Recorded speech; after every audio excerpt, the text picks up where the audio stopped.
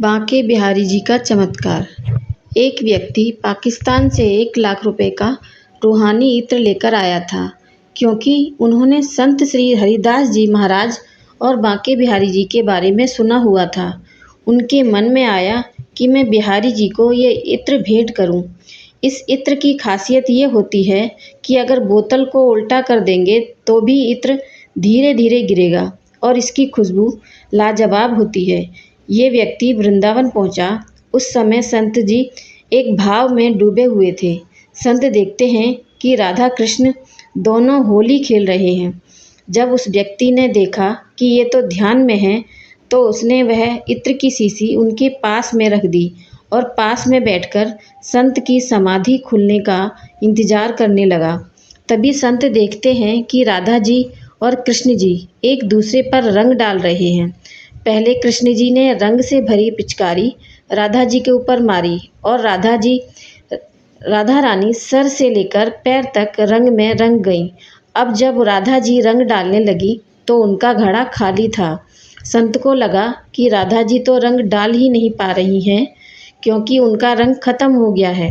तभी संत ने तुरंत वह इत्र की शीशी खोली और राधा जी के घड़े में डाल दी और तुरंत राधा जी ने कृष्ण जी पर रंग डाल दिया। हरिदास जी ने सांसारिक दृष्टि में वो इत्र भले ही रेत में डाला, लेकिन आध्यात्मिक दृष्टि में वो राधा रानी के घड़े में डाला।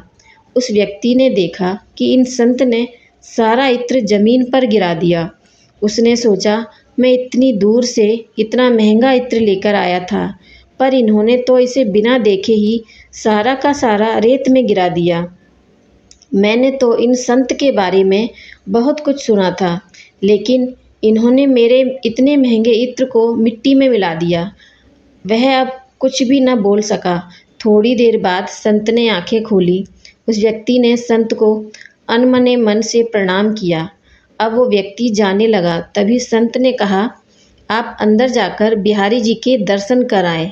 उस व्यक्ति ने सोचा कि अब दर्शन करें या न करें, क्या लाभ। इन संत के बारे में जितना सुना था सब उसका उल्टा ही पाया है।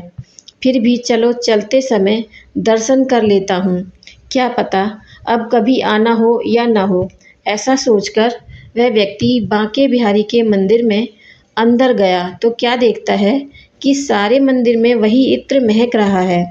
और जब उसने बिहारी जी को देखा तो उसे बड़ा आश्चर्य हुआ। बिहारी जी सिर से लेकर पैर तक इत्र में नहाए हुए थे। उनकी आंखों से प्रेम के आंसू बहने लगे। वह सारी लीला समझ गए।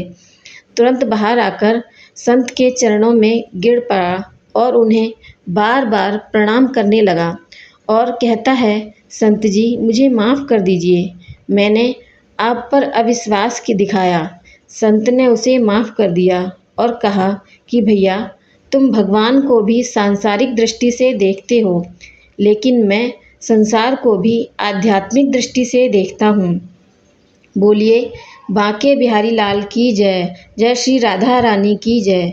मेरी ये कहानी आपको पसंद आई हो तो प्लीज़ कमेंट करके अवश्य बताएं और मेरे चैनल को लाइक, शेयर और सब्सक्राइब ज़रूर करें। Thank you.